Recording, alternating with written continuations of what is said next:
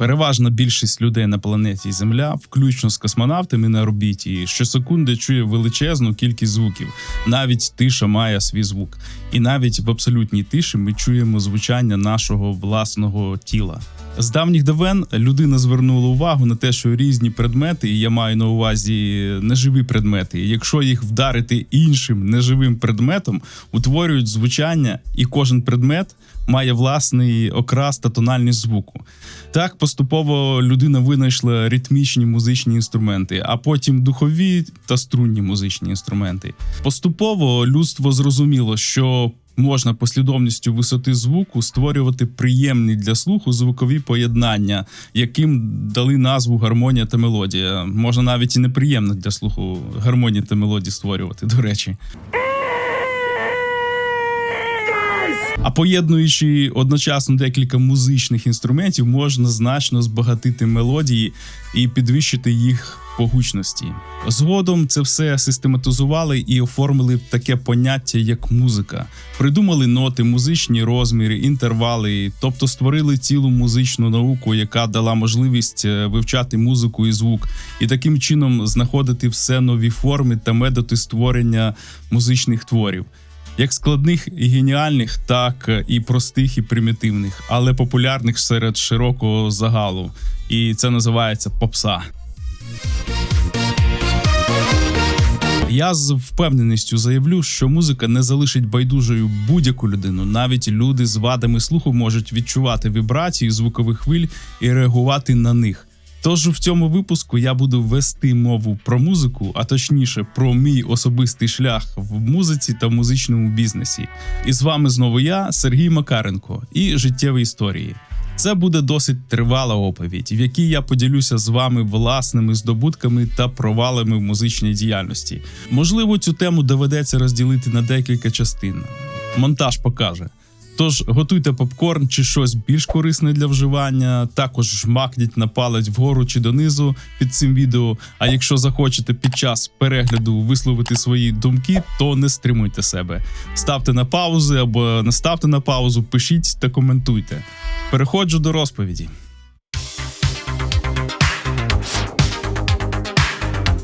Отже, як я полюбив музику? Почну з самого дитинства.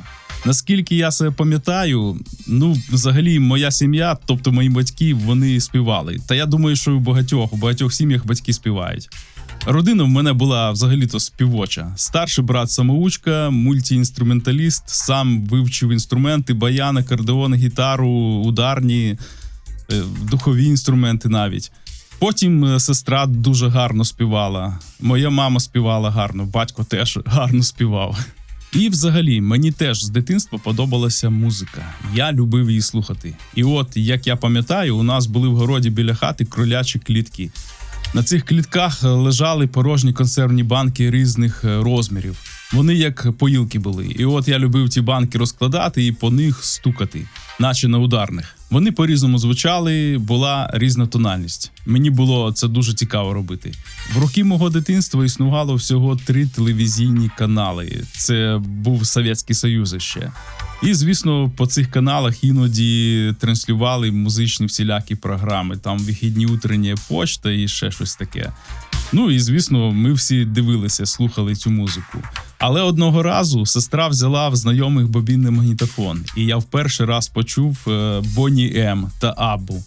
То взагалі це для мене було справжнє відкриття. І мені настільки це сподобалося. Це вже потім я почав розуміти, що таке аранжування.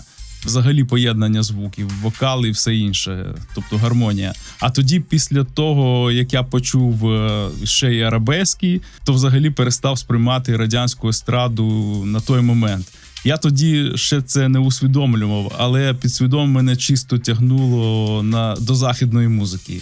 Вже тоді це почалося. Згодом, коли я став підлітком і почав більше цікавитися музикою, ми в школі постійно слухали платівки. Це вже було після Чорнобильської аварії, 86-87 рік в іншому селі.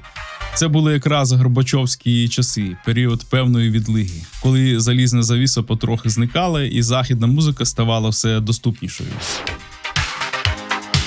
Совєтські вокально-інструментальні ансамблі, або скорочено ВІА, намагалися копіювати західний стиль.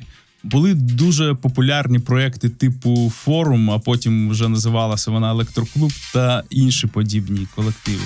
Уся музична тусовка тоді зосереджувалася в Москві та Ленінграді. Сьогодні я розумію, що більшість тих ВІА просто плагіатили західні групи. Коли пізніше я слухав фірмові старі треки і часто ловив себе на думці, десь я вже це чув, цю гармонію і навіть це звучання. З часом я знаходив оригінали і розумів, що ідея була просто зідрана у західних груп. Наприклад, візьмемо пісню «Електроклубу» «Схожу с ума». В Совку це була дуже популярна композиція. А через декілька років я почув пісню «Alphaville» «Forever Young». І зрозумів, що от звідки була зідрана гармонія і сама ідея пісні. І для прикладу я якраз для порівняння вам поставлю далі фрагменти із цих пісень.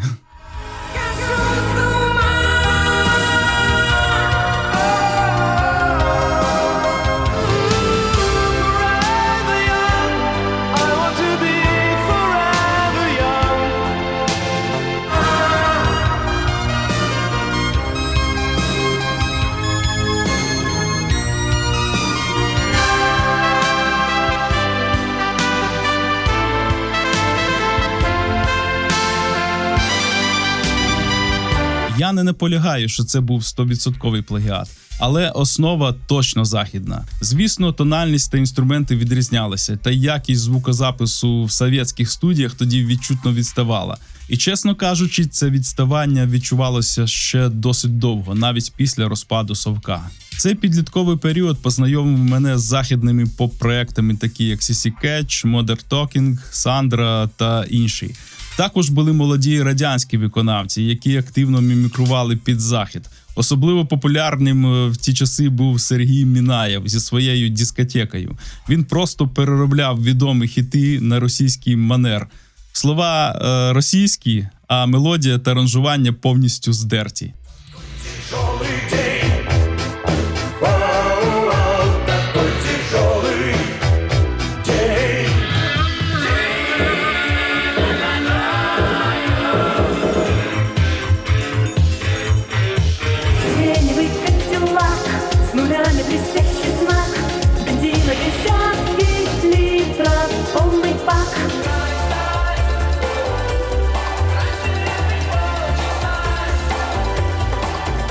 Не знаю, наскільки це було законно з точки зору авторських прав, швидше за все, що незаконно, але тоді це заходило людям неймовірно круто.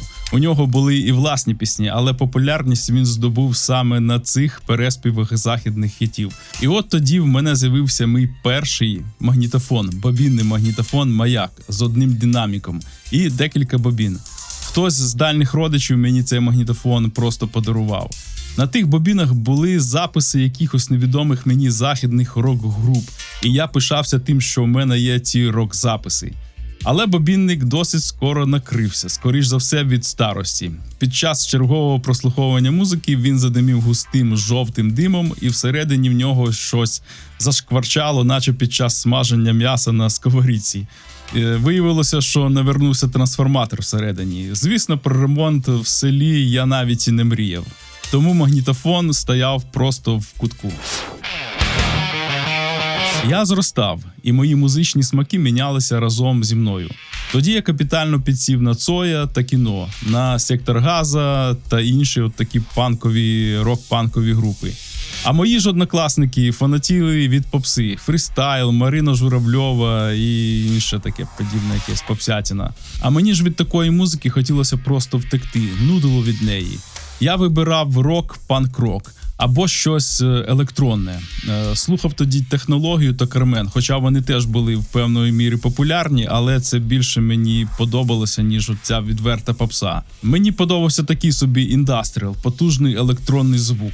Тоді мені якраз в спадок дістався другий магнітофон, касетний магнітофон «Весна». Знову ж таки, добре побитий життям, але працюючий. Однозначно, того звукового динаміку, який був в касетнику, не вистачало по гучності та якості. І я придумав зробити зі старих радіоприймачів, які під'єднувалися до радіоточки, самопальну акустичну систему. В наявності в мене було зовсім маленьке радіо з високочастотним динаміком і стандартне квадратне. Я з'єднав послідовно динаміки цих радіо і загальним шнуром підключив до лінійного виходу в касетнику «Весна». Про підсилювач навіть не йшла й мова, але касетник досить таки непогано справився з задачею, і моя самопальна акустична система почала відтворювати звук. І звук набагато якісніший, аніж той, який видавав внутрішній динамік касетника, як не дивно. Було явно чутно розділення частот, хоча такими штуками, як частотний кросовер, я навіть не оперував, бо не мав поняття про існування таких технологій. Великий динамік добре відтворював середні частоти і щось здаля схоже на низькі, а маленький динамік досить таки читабельно цикав високими частотами. Я був дуже гордий своїм творінням і з насолодою слухав декілька касет з моїми улюбленими записами, які на той час я мав. Але все грало в моноформаті, бо вихід на колонку в «Весні» був тільки один – монофонічний. Десь у 7 класі, якраз навесні, я раптом загорівся гітарою. У нас був хлопець у класі, який знав 5 блатних акордів. І у ті часи такий хлопець вважався це перший чувак на селі. Ну і я захотів так само. Дістав десь стару роздобану гітару, здається, Чернігівської музичної фабрики. Струни на ній були старі, мідні, одним словом, жахливі, справжній виклик для пальців. Мій однокласник показав мені 3 акорди, перебір та простий бій. Я з фанатичною впертістю взявся за оволодіння гітарою. І вже через 2 тижні я грав краще за нього. Я той перебір навіть встиг модернізувати. До кінця літа я вже спокійно брав баре, знімав пісні на слух. Звісно, той самий «Сектор Газа» та кіно. Тоді на Чернігівщині всі слухали російськомовну музику. Паралельно я приймав участь в оркестрі народних інструментів при сільському клубі. Грав там на бас-домбрі, теж старий, розбитий музичний інструмент. А ще я на ложках вистукував, був перкусіоністом оркестру. Ми навіть їздили з виступами по району. Потім оркестр розвалився з причини низької зацікавленості молоді. Але в клубі була ще й музична група. І в тій групі на ударних грав мій тренер з качалки. У нього вже була сім'я, діти, і він бачив, як я горю музикою. Барабани мені страшенно подобалися. Зрештою, тренер просто передав мені палички. Йому вже було не до того. А я був на 7-му небі від щастя. Так я став ударником у сільській групі. Грав я тоді не на повноцінній ударній установці. Саме в той час наша група отримала ритм-машинку «Лель». Таку собі дуже погану копію ритм-машинки «Ямаха». Але на той момент то була справжня бомба. Окрім ритм-машинки, у нас була електронна установка, яка складалася з 2 електронних тригерних блінів, теж фірмі «Лель», та блоку, який формував звук. Фактично, на класичних барабанах я грав мало, бо ми впровадили ось цю комбіновану техніку. Я виступав як оператор цієї ритм-машинки і водночас грав паличками на електронних блінах, підсилюючи робочий барабан та роблячи переходи. Отака тоді була у нас модна група. Модернізований ударник, що грав стоячи, 2 бліни, тарілка та лель, яка лупашить основний ритм. Я лише вибирав темп та програми. Так я став офіційним членом музичної групи, її ударником. Але я також хотів дуже співати. На одній з репетицій почав просто підспівувати, причому в терцію, чисто на слух. Лідер-вокаліст і по сумісництву керівник нашої групи послухав це і вирішив, що я буду ще й бек-вокалістом. Мені поставили мікрофон, і так я поєднував такі ролі, граючи в ударник комбінований і бек-вокаліст. Тож я вчився в школі, ходив до качалки та грав у групі. Але про гітару теж не забував, брав її в руки для себе. А іноді грав на електрогітарі нашого вокаліста та керівника клубу, завклубом. З ним, до речі, пов'язана окрема історія, яку розкажу трохи згодом. Варто сказати, що деякі люди з мого оточення, навіть деякі рідні, ставилися до мого захоплення музикою досить скептично. Риторика була десь така: на що тобі ця музика? Це все фігня, вона ніякої користі не приносить. Треба типу на завод йти працювати. Ну, щось таке. Якраз тоді я зрозумів важливу річ, про яку вже згадував у випуску про MLM. Коли ти починаєш справу, якою справді гориш, завжди знайдуться скептики, що будуть заважати. Але я горю музикою, для мене це було головне захоплення. І чим більше я набирався фізичних сил у залі, тим активніше розвивався і в музичному плані. Ніколи не забуду свій перший концерт за гроші. Це був мій перший справжній гонорар. Це був кінець 1989 року, початок 90-го, Новий рік. Совєтський Союз вже ледве тримався. Наша група поїхала виступати на новорічний вечір на комбікормовий комбінат районний. Концерт давали прямо в столовій цього підприємства. І коли я отримав гроші, це був типу шок. Виявляється, цим можна ще й заробляти. Отже, таким чином в мене з'явилися перші власні гроші.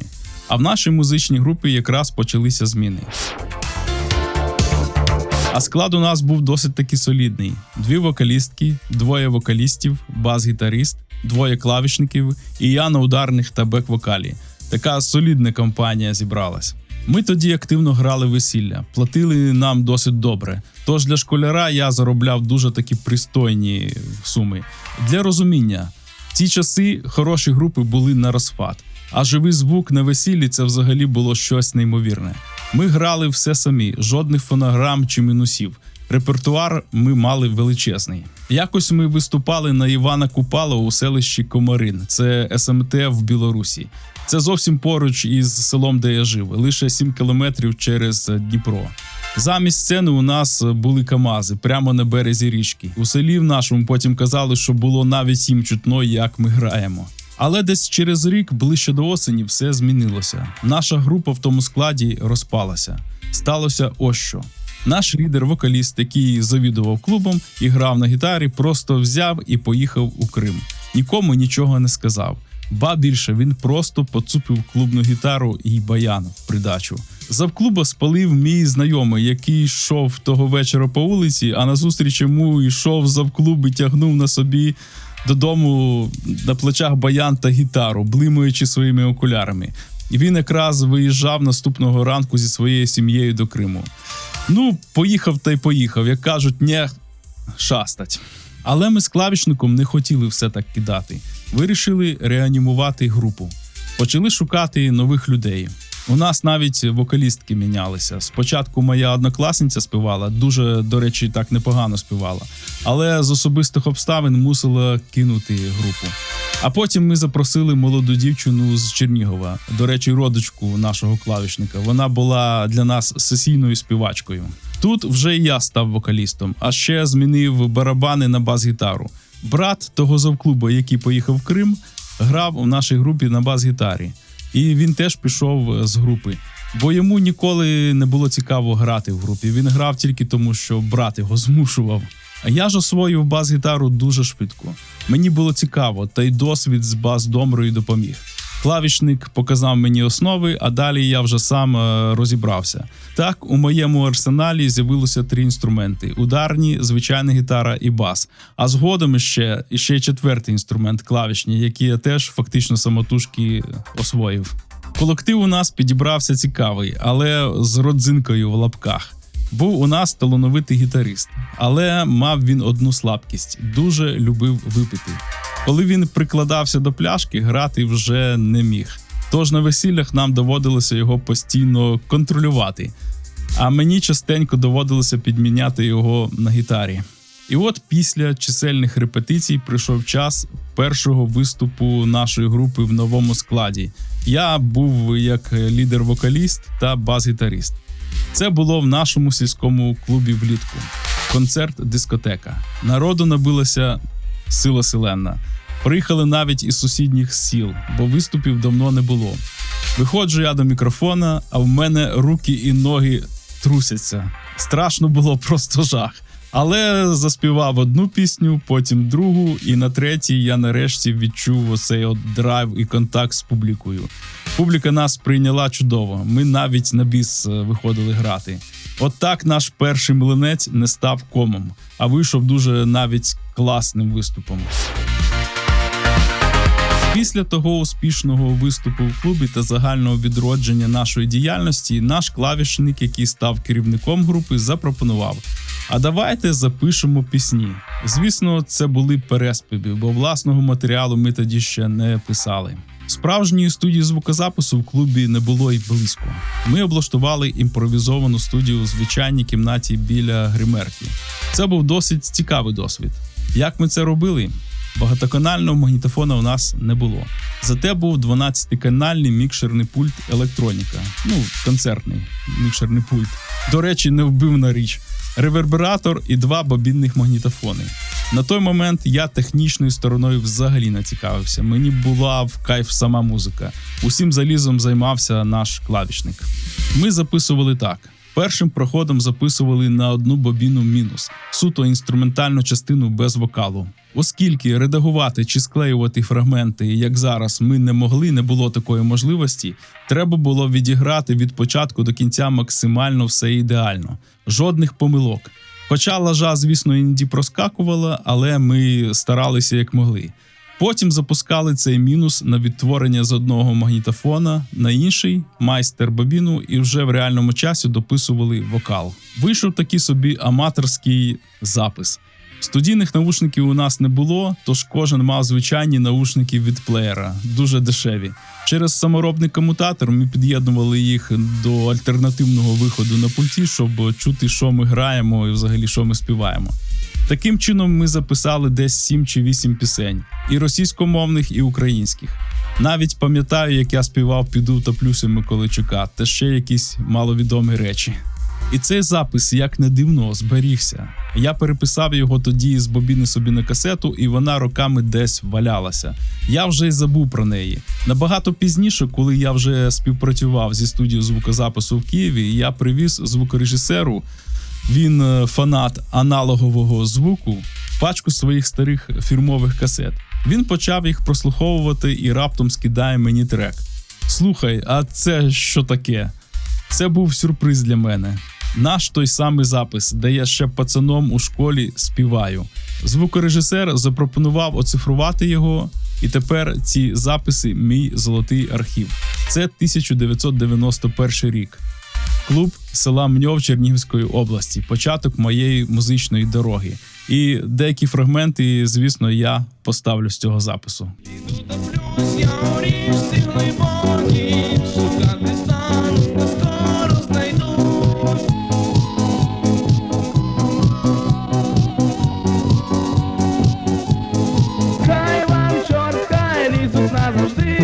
Поперек горла полтавські галушки, поперек горла полтавські галушки.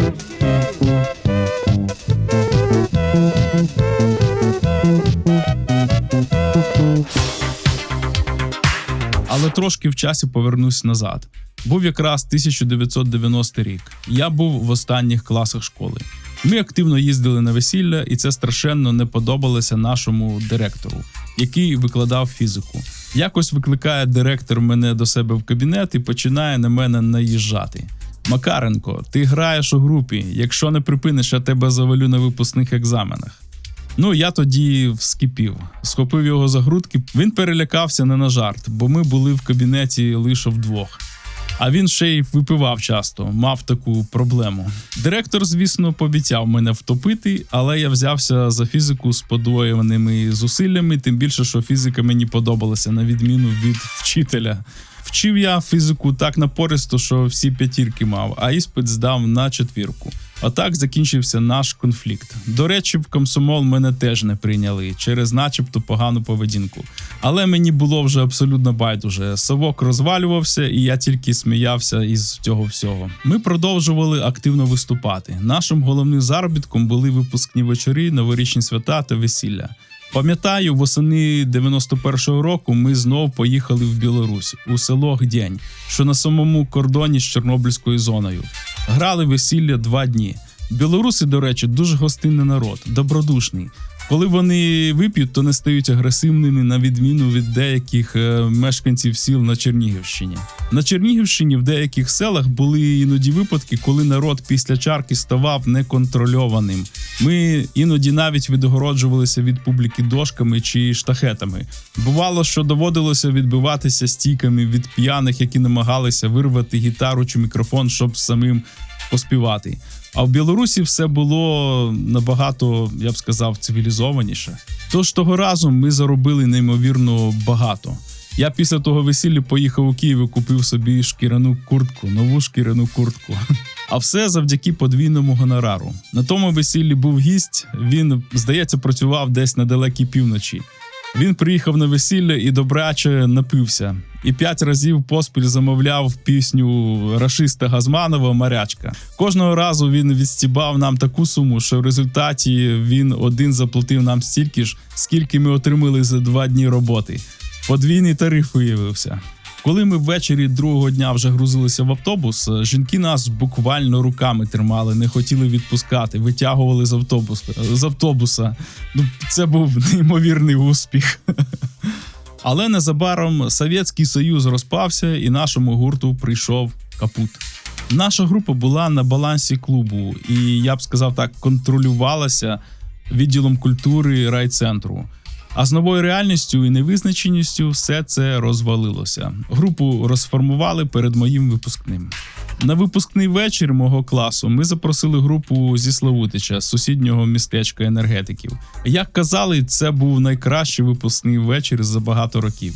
Тоді я вперше познайомився з музикантами, з якими пізніше буду грати. Навіть сам трохи тоді посидів за їхніми електронними барабанами. А далі була армія. В армії музичної групи в моєму батальйоні не було. Але коли наш батальйон перевели в селище Шкільне, я випадково потрапив у клуб іншої частини. Там молоді офіцери намагалися щось грати. І в них був худрук-сержант, який наполегливо намагався навчити молодого лейтенанта гармонії однієї простої попсової пісні. Але лейтенант настільки був твердолобий, що не міг запам'ятати навіть 1 квадрат акордів. Сержанта це неймовірно бісило, і він практично матюкався на нього. А в них тоді було вакантне місце ударника, тож я сів за барабани і відіграв з ними кілька пісень. Їм страшенно це сподобалося. Але оскільки я був з іншої частини, постійно грати з ними не міг. Тож в армії я просто збирався з хлопцями, ми брали гітари і співали всякі пісні. Після демобілізації моя музична діяльність поновилася не одразу. Я десь півроку просто гуляв, звикав до цивільного життя. Але згодом дізнався, що клавішник нашої старої сільської групи тепер грає в тій самій групі зі Славутича, яка виступала у нас на випускному.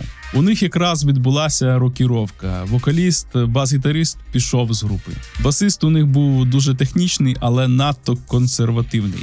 Не хотів вносити нічого нового, співав лише якийсь нафталін, типу хуторянки Софії Ротару. Все таке. Клавішник запропонував мою кандидатуру. Керував групою тоді ударник, він вже і співав деякі пісні. Мої вокальні дані та гра хлопцям сподобалися, тож мене взяли на вакансію бас-гітариста та вокаліста. Сама група підпорядковувалася комунальному господарству Славутича, яке обслуговувало транспорт та інфраструктуру міста. Саме тоді нам виділили синтезатор Roland D20. Хто пам'ятає ті часи, той знає. Класний синтезатор був справжньою знахідкою. А якщо в ньому був ще й секвенсор для аранжування, для запису, це взагалі була бомба. На той момент D20 вже вважався дещо застарілою моделлю, архаїчною. Клавішник спочатку взяв його собі, але через сімейні справи, діти там, все таке, не мав часу з ним розбиратися. Тому синтезатор почав освоювати я. З синтезатором йшов якийсь самопальний мануал, відксерений російською мовою, тобто з жахливим перекладом. Він був ледь читабельний. Але я вчепився в нього і почав вивчати, як програмувати цей апарат. Roland D20 мав 8-трековий секвенсор, плюс окремі доріжки під ударні, що дозволяло створювати повноцінні композиції. Дані записувалися на дискети 3,5 дюйма. На одну дискету вміщувалося близько 3 треків музичних. Я освоїв цей Roland D20 неймовірно швидко. Мене просто поперло. Я сидів з цим синтезатором цілими днями, навіть брав його додому. Розібрався у всьому, як набивати мелодії, прописувати партії, програмувати ударні, ефекти додавати, панораму, і все, гучність, баланс. Моя продуктивність була просто скажена, і я міг видавати по кілька аранжувань за день. Для групи це був досить таки відчутний стрибок у якості. Ми почали робити досить такі класні аранжування на відомі пісні. А згодом я почав писати свої перші авторські треки. Звісно, на тому рівні моїх вмінь, які я мав. Власне, я далі вам поставлю фрагменти моїх авторських напрацювань на тому Roland D20, які мені вдалося теж оцифрувати.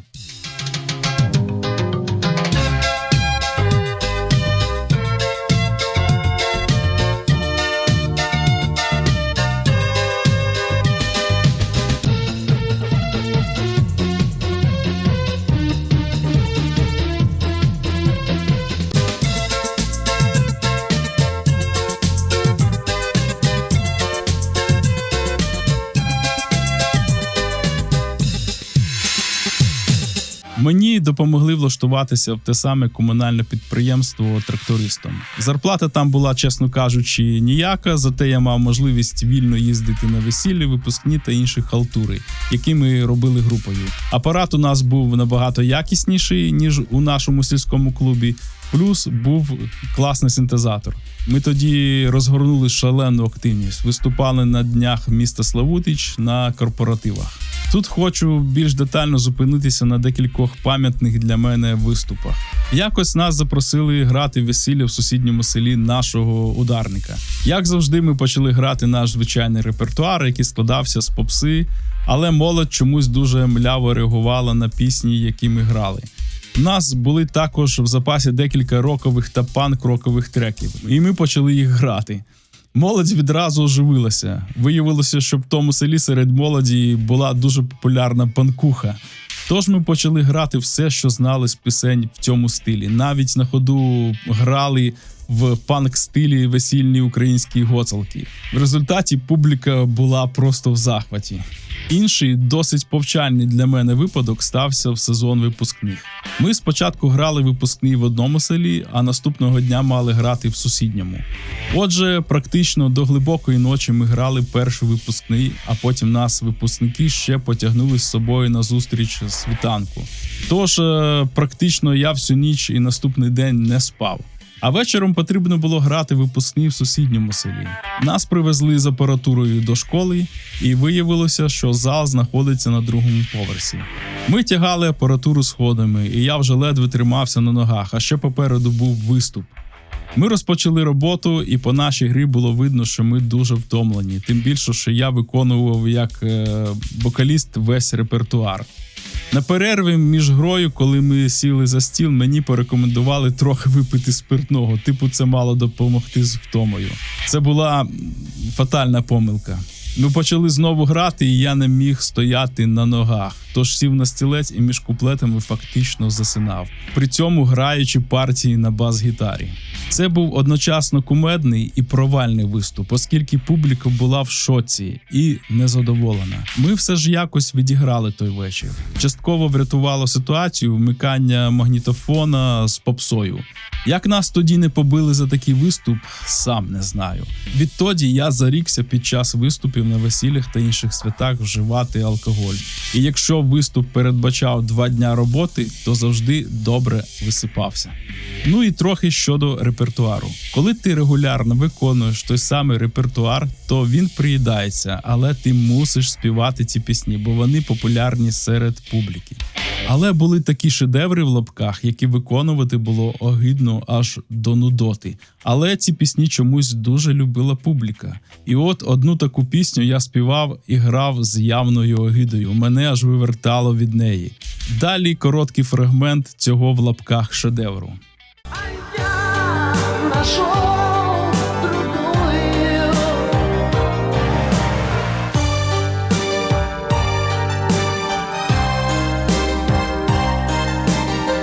Я спеціально не вказую назву цієї групи і пісні. Хтось її добре знає, а кому вона невідома, якщо цікаво, то шазамніть. Але особисто для мене це було і є еталонним музичним шлаком і лайном. Згодом нам випала можливість зробити перші професійні записи на студії в місті Славутичі. Писалися ми тоді на ADAT. Це такий 8-канальний цифровий касетний стандарт. Там іде касета, відеокасета, але на неї пишеться якраз звук. Зводили все як має бути. Ми записали 5 пісень на одну сторону звичайної касети. На жаль, та касета десь безслідно зникла. У мене залишилися лише деякі мінусовки з того синтезатора, які ви чули. Остання пісня була про Славутич, драйвовий блюз-рок. Я прописував для неї вокали, соло-гітару з овердрайвом. Цікавий момент з запису цієї пісні. Гітару я тоді писав на підпитку. Ми трохи прийняли на студії, і я в такому стані видав соло. Вийшло дуже навіть непогано, але запис, на жаль, втрачено. Я колись віддав ту касету на оцифрування, і вона десь загуляла, тобто пропала. Шкода, звісно, але той досвід на студії справив на мене неймовірне враження. Я зрозумів, що хочу займатися музикою і далі. В той період музичної діяльності нашої групи ми виступали і на музичних конкурсах у Славутичі. Один із наших виступів навіть транслювали по місцевому телебаченню. Звісно, зараз це виглядає досить примітивно і комічно, але на той момент це був для нас рівень. Тим паче, що я все це робив без спеціальної музичної освіти, суто на слух.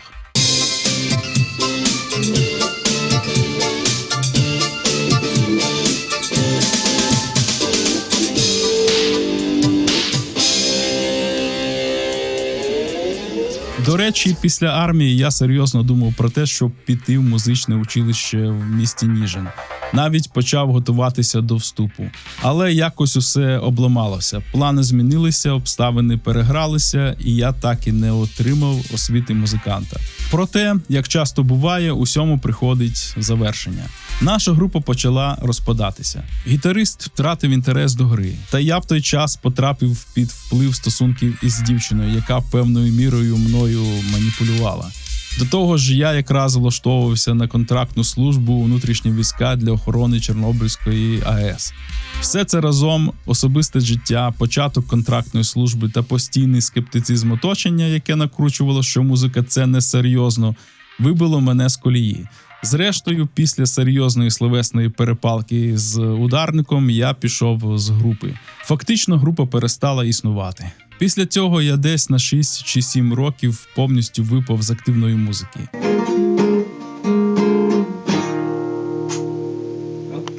Ні, я не перестав любити музику. Я продовжував слухати багато музики, меломанів, навіть крутив дискотеки в селі.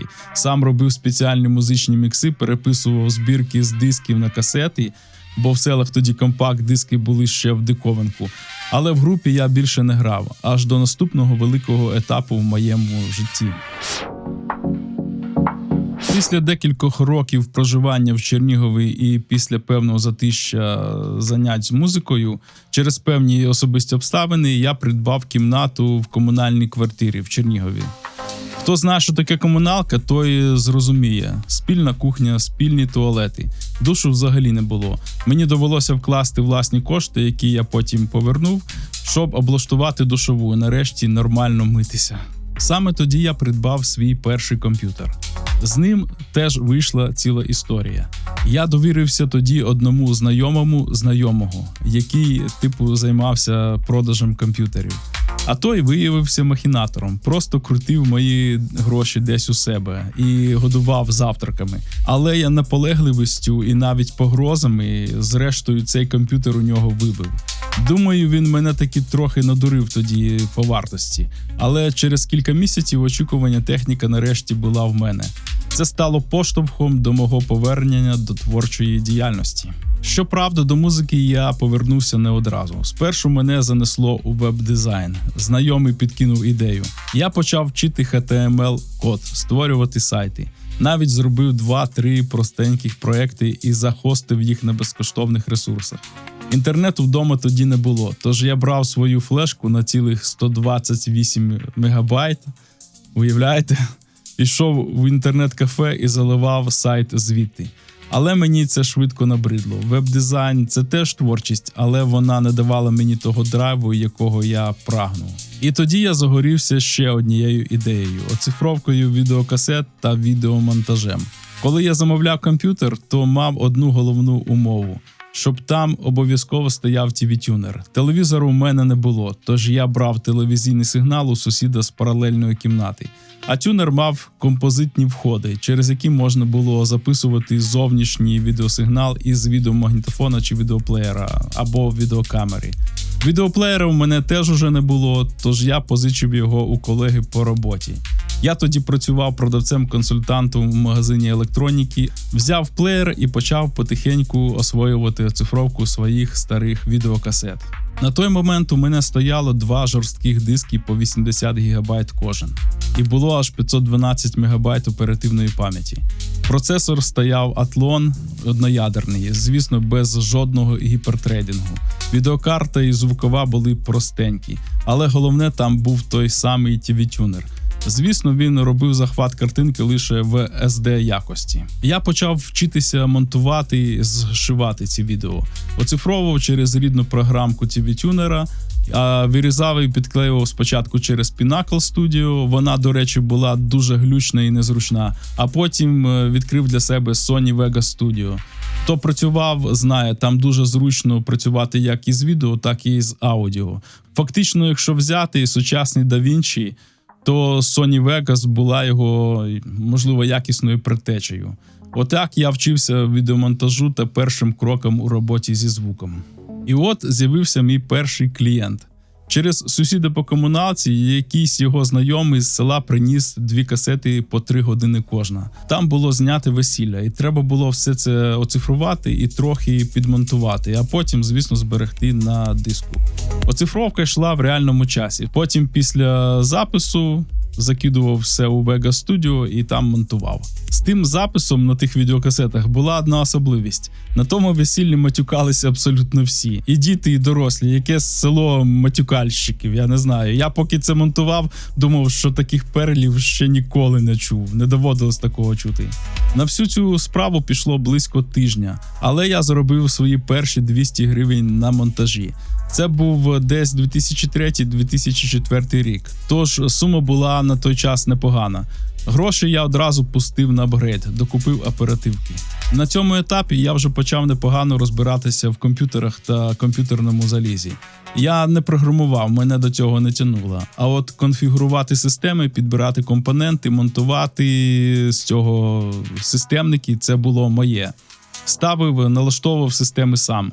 Пам'ятаю, як перші Windows XP накочував поверх Windows 98, бо прямої інсталяції в мене ще не було тоді. А пізніше вже навчився ставити через командний рядок і DOS. Може з'явитися логічне запитання, а чому я не роблю техогляди і зараз? Їх і так багато хто робить, їх вистачає, та й мені цікавіше ділитися саме досвідом своїм зараз. Врешті-решт, я все одно повернувся до музики. Я ж все-таки творча людина. Переді мною постало нове завдання. Для мене це був фактично новий світ, адже я перестав активно займатися музикою саме в ті часи, коли комп'ютери тільки-тільки почали з'являтися у творчій сфері. Наприклад, я пам'ятаю, як вони з'явилися у цій самій студії звукозапису в Славутичі. Але на той момент я вже випав із процесу і зовсім не знав, які неймовірні можливості відкриває комп'ютер для музиканта. Я чув, що існують спеціальні музичні програми, але на той момент, коли ще не мав комп'ютера, я, відповідно, не мав жодного практичного досвіду в їх використанні. Тож я почав збирати свій перший сетап для домашньої компактної музичної студії. Щодо софту, то я зупинився на Cool Edit Pro, яку згодом викупила компанія Adobe і перейменувала в Adobe Audition. Це був потужний багатоканальний аудіоредактор. А от для самого створення музики я вибрав програму Cakewalk.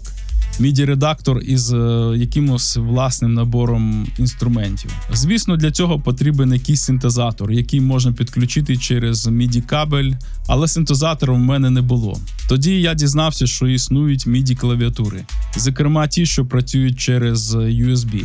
На той момент у моєму комп'ютері не було нормальної звукової карти, стояв якийсь копійчаний Sound Blaster.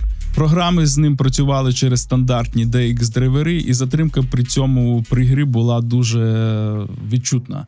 Грати в реальному часі було практично неможливо на MIDI-клавіатурі. Оскільки на той час я працював у магазині побутової та електронної техніки, я скористувався можливістю і взяв у кредит із хорошою знижкою свою першу MIDI-клавіатуру TeraTech. Вона виявилася неймовірно живучою. Прослужила мені довго. Я навіть брав її на діджейські фестивалі для лайв-сетів. Отже, я підключив клавіатуру, налаштував софт і почав робити перші музичні аранжування. Чесно кажучи, я був в шоці. За ці 7 років, що я не займався музикою, технології зробили неймовірний стрибок. Можливості комп'ютерного аранжування порівняно з тим, що я колись набирав у секвенсорі Roland D20 у селі, це було небо і земля. Я зрозумів, що тепер можу втілити в життя будь-які мої музичні фантазії. Звісно, на початках я знав далеко не все. Мої перші треки були простенькими MIDI-композиціями зі стандартними банками звуків. Вони звучали непогано, але все одно відчувалася певна пластмасовість. Саме тоді я відновив спілкування з Едуардом, звукорежисером зі Славутича. Едуард розповів мені про систему Pro Tools, світовий стандарт якості, та про неймовірний на той час семплер Giga Studio. Він так розрекламував ці фірмові банки звуків, що я просто загорівся ідеєю спробувати це в себе вдома. Але була одна велика проблема. Giga Studio працювала лише з обмеженим колом професійних звукових карт, на які в мене тоді катастрофічно не вистачало грошей. Але, як кажуть, хто шукає, той завжди знайде спосіб. Звісно, як я вже казав, на професійну і напівпрофесійну звукову карту грошей катастрофічно в мене не вистачало. В інтернеті я натрапив на інформацію, що звукові карти від компанії Creative, Sound Blaster Live, Audigi 2 CS підтримують потрібний стандарт через альтернативні KX-драйвери. Секрет полягав у тому, що Creative ставила в ці карти чіпи EMU10K – професійний процесор, який також використовувався у дорогому професійному обладнанні компанії EMU. У Чернігові в одному з комп'ютерних магазинів я все-таки знайшов нову звукову карту Creative Audigi 2 CS. Це була одна із останніх моделей цієї компанії. Вона була зроблена на совісті, позолочені контакти, підтримка FireWire, на той момент революційний інтерфейс, оптичні, цифрові та аналогові входи і виходи, а також MIDI через спеціальний перехідник. Коштувала вона тоді 500 гривень, суттєві гроші на той момент. 500 гривень на той період – це була моя місячна зарплата в магазині. Звісно, в комп'ютерному магазині не погоджувалися відкласти цю звукову карту на декілька місяців, щоб я міг закумулювати необхідну суму. І я звернувся до свого старого знайомого, з яким ми колись працювали вантажниками, а потім разом намагалися будувати бізнес, поки нас не кинув наш третій компаньйон.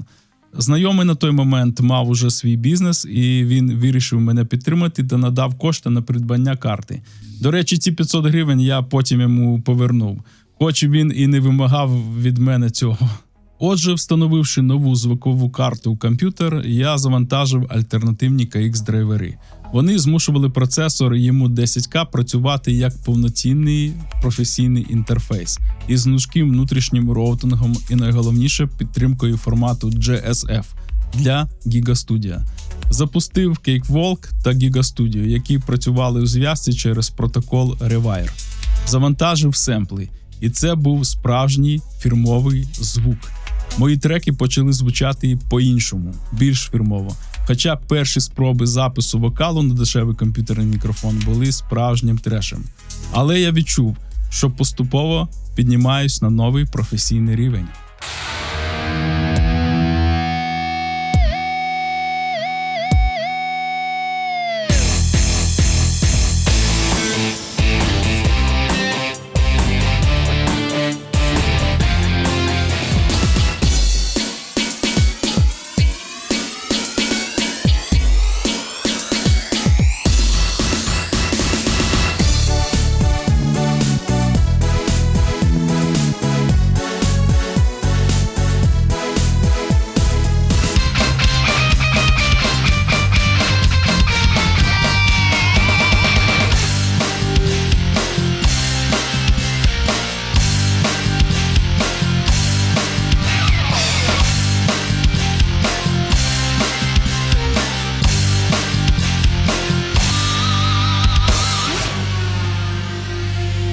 тому етапі своєї музичної діяльності я робив багато треків та аранжувань, але їхня якість залишалася низькою. Головна причина була в відсутності звукорежисерського досвіду.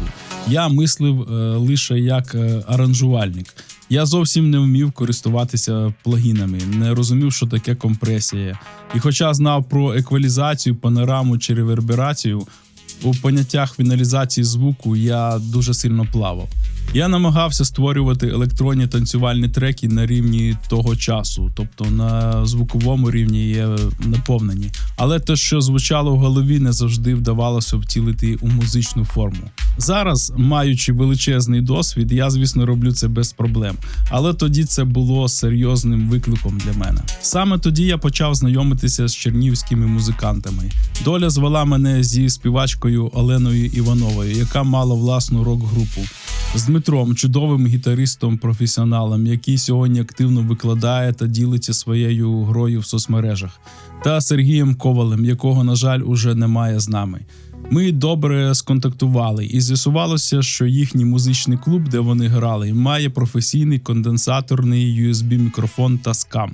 Мене дуже цікавило створення якісних вокальних треків, хоча тексти я тоді писав сам.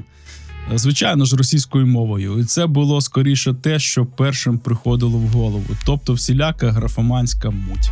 Я домовився з музикантами про бартер. Вони дають мені в оренду мікрофон, а я записую у себе вдома їхні гітарні партії та композиції, і все це міксую.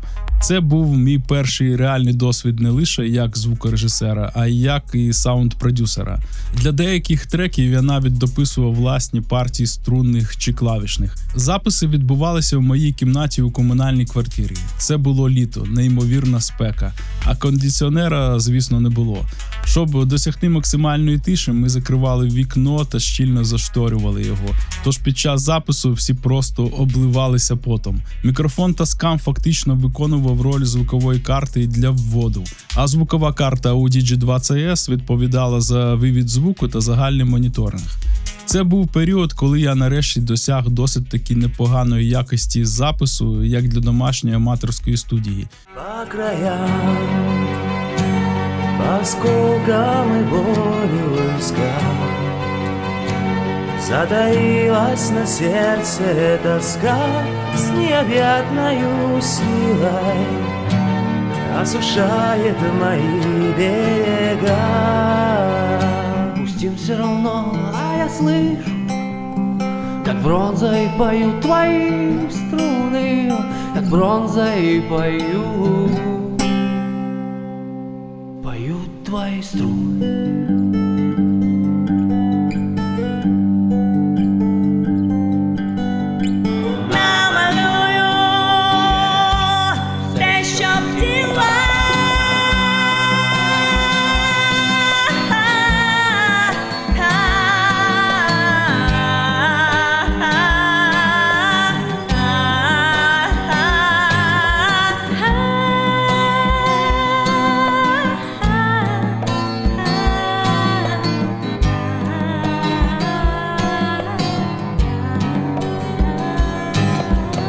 Згодом я відновив спілкування з барабанщиком нашої колишньої групи зі Славутича. Ми помирилися. Кілька років поспіль, уже мешкаючи в Чернігові, я періодично приїздив до нього в Славутич, і ми влаштовували своєрідні реюніони, виконуючи наші старі пісні в моєму новому аранжуванні на дні міста. З часом життєві обставини склалися так, що я переїхав до Білої Церкви. Але зв'язки зі Славутичем не розірвалися. Мене продовжували запрошувати як музиканта. Пам'ятаю випадок, коли байкерський клуб Славутича організував сейшн на заміській Садобі. Тоді мій сетап уже змінився. Я приїхав із MacBook та своєю звуковою карткою. Ми визвучували всю сцену через мій комп'ютер, використовуючи програмну обробку в реальному часі. На цьому моменті я зроблю паузу і завершу першу частину своєї оповіді, тому що, як і очікував, матеріалу настільки багато, і всю історію я не вміщу в один епізод, в одну розповідь. Величезне дякую вам, що додивилися аж до цього моменту, до завершення першої частини. А з вами був я, Сергій Макаренко, і життєві історії. Бережіть себе, будьте здорові І до зустрічі в наступній частині.